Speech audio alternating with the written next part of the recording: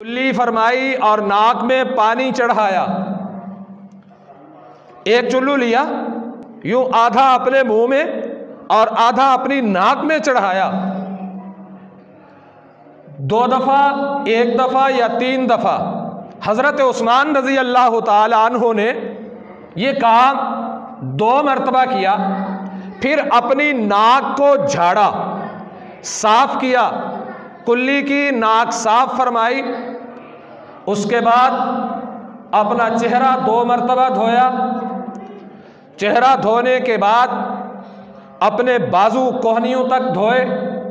बाजू धोने के बाद अपने सर का मसा किया। सर का मसा करने के बाद जनाब उस्मान रजी अल्लाह ताला अन्हु ने अपने पाँव धोए और ये वुज़ू मुकम्मल किया। और वुज़ू मुकम्मल करने के बाद इरशाद फरमाया, अशहदु अल्ला इलाहा इल्लल्लाह वहदहु ला शरीका ला व अशहदु अन्ना मुहम्मदन अब्दुहु व रसूलुहु अल्लाहुम्मा जअलनी मिनत तव्वाबीन वजअलनी मिनल मुतत्तहिरीन। हदीस के अल्फाज हैं, जो बंदा वुज़ू करता है वुज़ू का आगाज़ बिस्मिल्लाह से किया जाएगा। वुज़ू का आगाज़ कहाँ से किया जाएगा? बिस्मिल्लाह से। रसूलुल्लाह सल्लल्लाहु अलैहि वसल्लम का इरशाद गिरामी है, जब वुज़ू शुरू करो तो अल्लाह का नाम लिया करो, बिस्मिल्लाह पढ़ा करो। बिस्मिल्लाह कैसे पढ़नी है? मुकम्मल पढ़नी है, इर्रहमान इर्रहीम, या सिर्फ बिस्मिल्लाह? हदीस के अल्फाज सिर्फ बिस्मिल्लाह के हैं, लिहाजा वुज़ू के आगाज़ में हम बिस्मिल्लाह पढ़ेंगे। ये रसूलुल्लाह सल्लल्लाहु अलैहि वसल्लम की सुन्नत है। मेरी कोशिश होगी कि आज के खुतबे में आपको, मैं ये नहीं कहता कि आपको वुज़ू आता नहीं, आप अरसे से नमाजें अदा करते आ रहे हैं, नमाज आपको आती है, वुज़ू आपको आता है, लेकिन आज खुतबा जुमा के इस माहौल में और इस महफिल में और इस मजलिस में कि जहाँ पे अहबाब की कसरत होती है, इस तादाद में मैं चाहता हूँ कि आपके सामने वुज़ू प्रैक्टिकल आपको दिखा दिया जाए, वो वुज़ू जो प्यारे आका हज़रत मुहम्मदुर रसूलुल्लाह सल्लल्लाहु अलैहि वसल्लम फरमाया करते थे। आपका वुज़ू का तरीक़ा बिस्मिल्लाह से आगाज़ किया। इससे पहले भी एक बात है, वुज़ू के आगाज़ से पहले, बिस्मिल्लाह पढ़ने से पहले भी एक बात है। वो बात ये है कि इंसान का खुलूस नियत। वुज़ू कर रहा है, रसूलुल्लाह सल्लल्लाहु अलैहि वसल्लम का इरशाद गिरामी है, इन्नमल आमालु बिन्नियात, अमलों का दारो मदार नियतों पर है।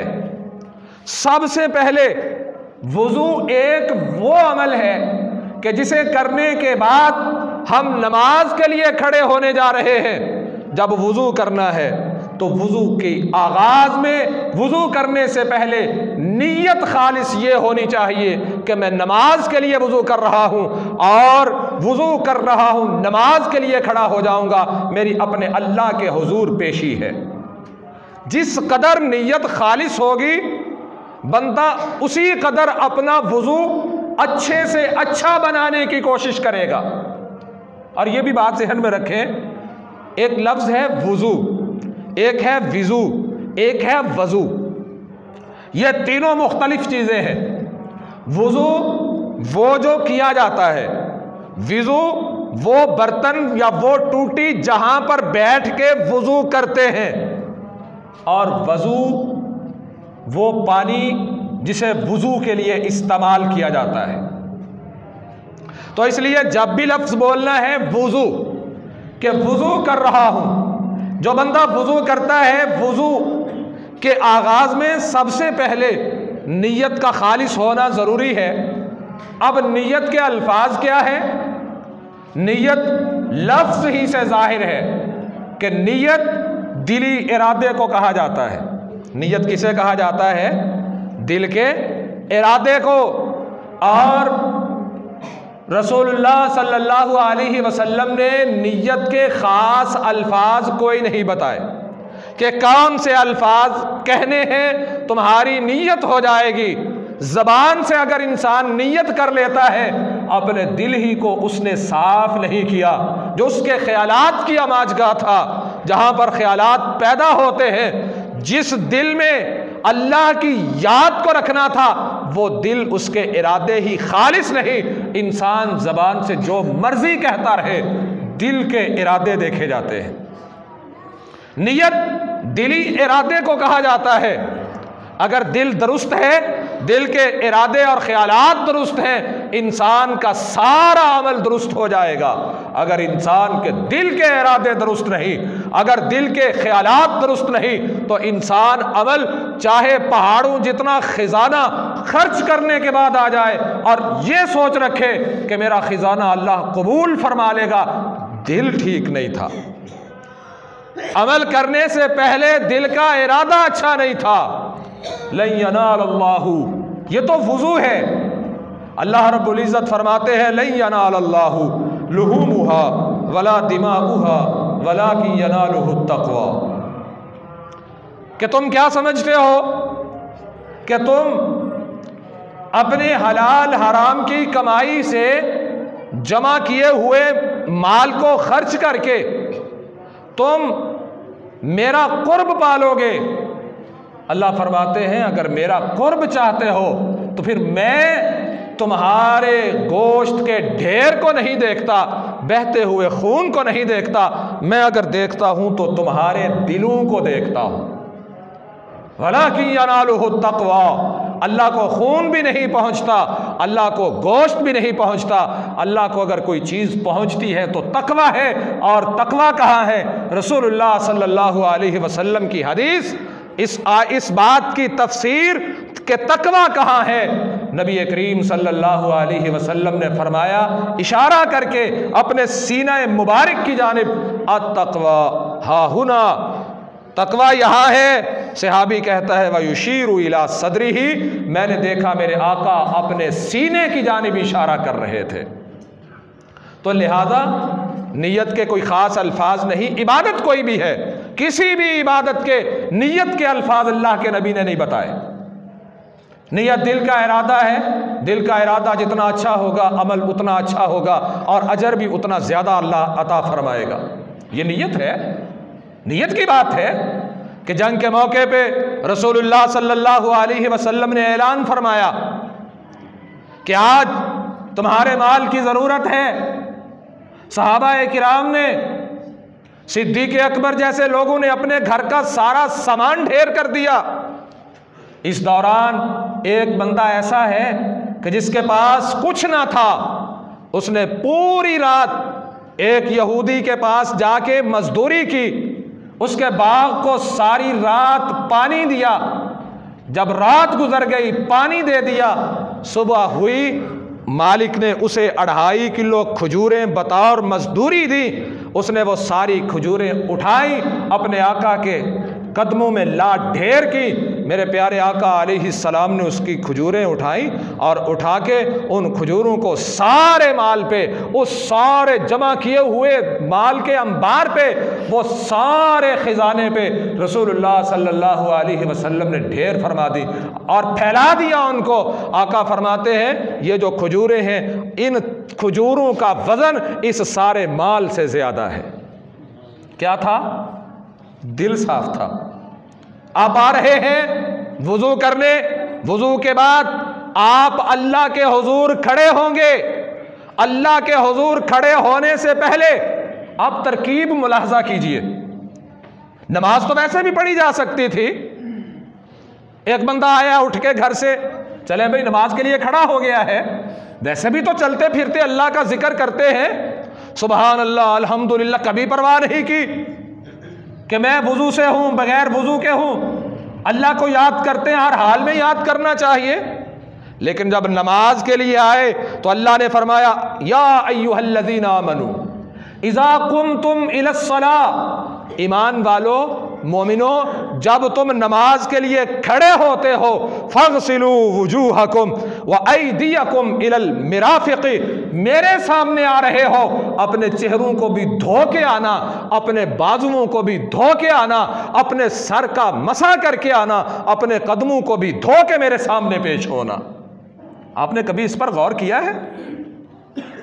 कभी आपने अंदाजा किया है कि अल्लाह ने इबादत चाहिए थी, अल्लाह को नमाज चाहिए थी, अल्लाह को अल्लाह ने ये क्यों शर्त लगा दी कि मेरे सामने आना है, नमाज के लिए खड़े होना है, तो वुजू उसकी अव्वलीन शर्त है। अगर तुम्हारा वुजू मुकम्मल नहीं है, तुम्हारी नमाज मुकम्मल नहीं है।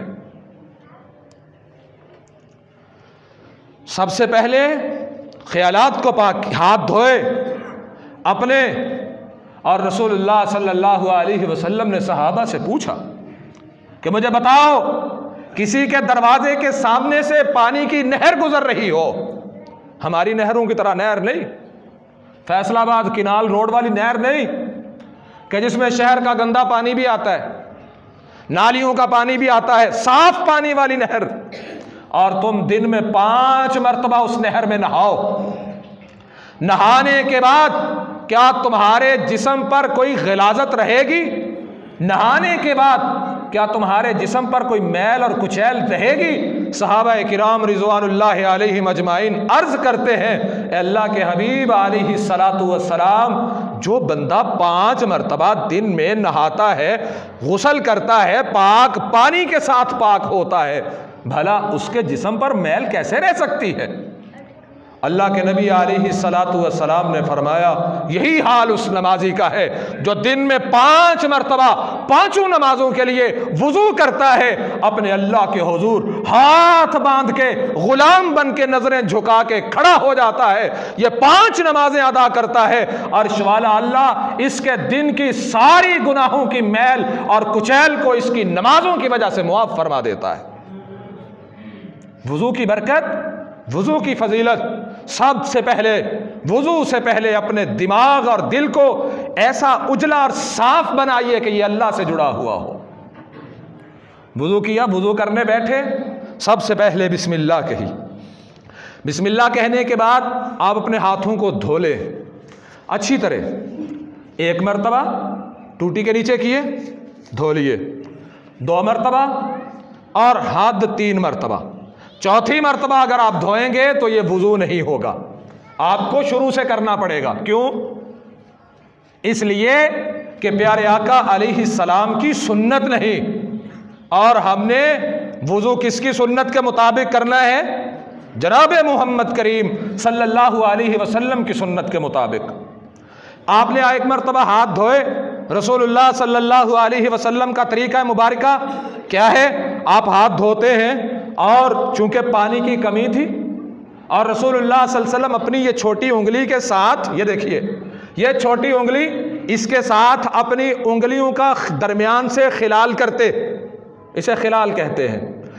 दाएं पहले दायां हाथ फिर बायां हाथ अच्छी तरह मल के धोते, मल के धोने के बाद फिर रसूलुल्लाह सल्लल्लाहु अलैहि वसल्लम, जो ज़्यादा रिवायात हैं रसूलुल्लाह सल्लल्लाहु अलैहि वसल्लम से मसनून वुज़ू की, वो यही है सही है बुखारी और मुस्लिम में कि रसूलुल्लाह सल्लल्लाहु अलैहि वसल्लम अपने मुंह और नाक में इकट्ठा पानी चढ़ाया करते थे।